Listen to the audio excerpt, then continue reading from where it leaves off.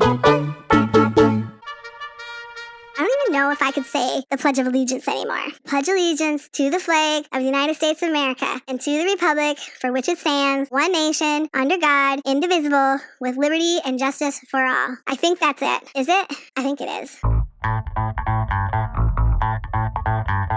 My name is Jax. I'm an artist, crafter, creative soul that cannot stop creating. You'll have to excuse me. I'm still struggling, trying to get better. I know it's tough to listen to somebody who's a little bit sick, and I really apologize, but I just couldn't help it. I just really wanted to get this video out before the Bridging.org Chairs with Flair event. And that main event is Sunday, July 30th at Excelsior Commons at Lake Minnetonka from 9 a.m. to 4 p.m. You can get tickets at 10,000lakesconcours.com, and that link is in the description below. All proceeds go to benefit Bridging.org. Bridging.org bridges that gap between people who have things and people who don't. I think it's a great charity. If you feel compelled to donate to Bridging.org or find out more about them, make sure that you visit the link in the description below. Every year, I create a piece for Bridging.org's Chairs with Flair fundraising event. I've been doing this for the last 3 years, and I enjoy it. I think it's fun. This year, I was fortunate enough to have a piece that my sister had in her garage, and she remembered that I create items for Bridging.org and the Chairs with Flair event, and asked if I could use it as a donation. It's a school desk, as you can see, but I thought this is a great challenge, and I'm gonna do it up and see what I can figure out. You can see that the piece, although in pretty good condition physically, it was quite dirty and very rusted. You could tell that it hadn't been taken care of in a very long time. I brainstormed about this piece, and I could not figure out what the heck I was gonna do. The thing that just kept coming back to me over and over again, I would do an American flag theme. So I proceeded to move forward with it, and these are the results. To begin the project, I needed to dismantle the piece. I had to get that dirt off of the piece. I just took some sandpaper and started scraping all the dirt and the grime and the pencil marks and the water damage, everything. Everything that I had was completely covered in sawdust. My camera, my table, my deck, my eyes, my glasses, my hair, my clothes, just everything was coated in this super fine, horrific dust. I just had to keep taking it off of the sandpaper, but this is just years and years of dirt and grime being taken off of there. I wanted to make sure that I at least got a good couple layers off just so that the primer was going to stick. I didn't necessarily have real latex primer or anything like that. I just used gesso. I mean, I have it on hand, and I thought about spray painting the primer on the piece, but I thought that because there was a lot of graffiti etched in on the top of the desk, I figured that the thick paint would fill in those cracks and you would no longer see the profane graffiti. I'm just totally cleaning everything that I have because it just got everywhere, and I'm not exactly sure how it got everywhere, but it did. I grabbed a clear bucket of water and I started wiping everything down. I had to go over this piece a couple times to get everything off. I mean, a really good way to see what the color of the wood would be if you coated it, get the wood wet to see what kind of color is going to show through if you did put clear coating on the piece. Thank goodness it was a nice cool day with nice breeze, and the pieces dried really nice and quick.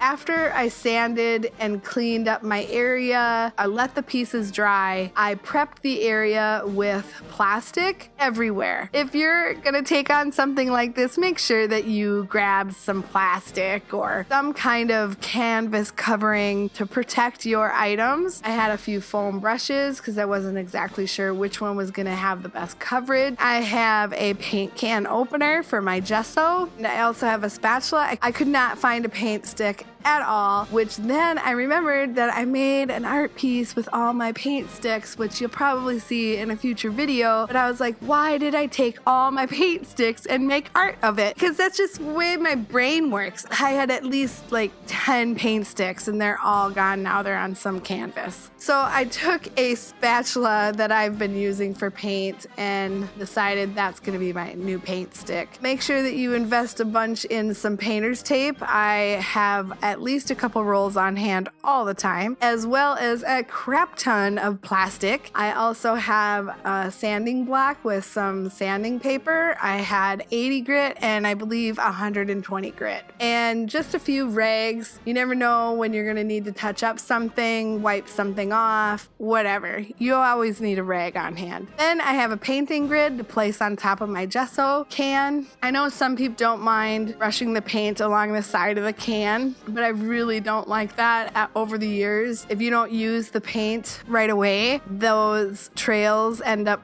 drying on the side of the can and then flaking off into your paint. So it's just best to have something where you can brush the paint off so that it drips right back into your paint can. I move forward with pulling out my gesso and opening the can, stirring it up, and getting busy with my very first coat of primer. I would have thought that this would have went a little bit smoother. I knew that I would need to do a second coat just because there is so much dirt and grime on the piece. I wasn't sure if I had sanded deep enough. I wasn't sure what the stains were, so if they're oil or grease or whatever, I just didn't want any of that stuff coming through. I wanted to make sure that there was plenty of layers to protect the piece. I knew I was going to be spray painting a layer on here, and I wanted to make sure that there was a smooth texture and plenty of coverage. So in between, I did sand it, and then I took a rag, made half of the rag damp, and the other half of the rag was dry. Well, I didn't want to saturate the paint because one, it had just dried and it wasn't cured or anything like that. So I didn't want to re-wet it and possibly risk wiping something off. I just wanted to take the light dust off. So it just needed to be damp enough to just pull that dust off so that I could paint again. I put 2 layers of plastic on my table so that when I was done sanding, I was able to take that piece of plastic and just move it right out of the way without having to worry so much about the dust. I did take a break while I waited for some of the stuff to dry, and you can see my setup. I just took a picture of my setup just so you could kind of see how I was filming and making sure that this was in a video for you. I have to attribute my ability to do these types of small little projects to my father. He taught me everything there is to know about construction. We grew up, we had a remodeled house going on at all times. I'm very familiar with sanding, painting, doing light fixture types of things. I mean, you'll see at the end, I did have my dad help put this together. He's a pretty strong guy, so I wanted to make sure that those screws were put in very tightly so that if somebody sat on the piece, it was not going to fall apart.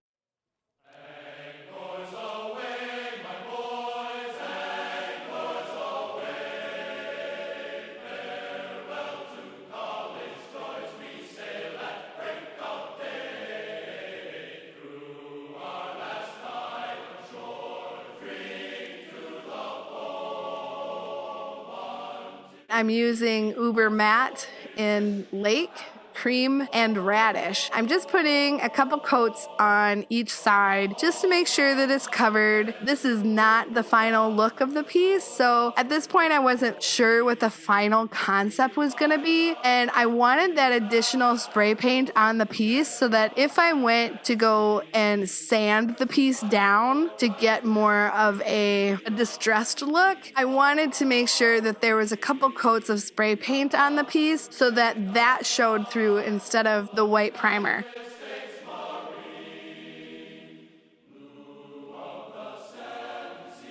I take some Easy Off oven cleaner and I spray that chrome frame. It destroyed that rust. It just melted off of there. If you have something that you want to clean up, use that Easy Off oven cleaner, but make sure you're doing it in a very well ventilated place and you are wearing gloves and protective gear. Once I had the chrome frame completed and cleaned up, I was really trying to get the chrome to come off of the piece, but it did not work like I had hoped. I really thought that if I could take the chrome off and then paint it like a bronze metallic and then age the piece a little bit, that I could have easily put stars on the blue and it wouldn't have been super busy. But for some reason, with the chrome and the shine, I just felt compelled to leave the blue blank. Sometimes I waver and I think, oh, I should have put some stars on there. But I'm just like, I just don't know if I wanted people sitting on stars. I don't know. So I didn't add the stars. I think it's pretty and its simplicity. We put the desk back together and this is the final piece. If you like this video, give me a thumbs up. It really shows me that you like these types of videos. If you want to see what else I create, consider subscribing to the channel because I'd love to have you as a viewer. Until next time, love you guts. Bye.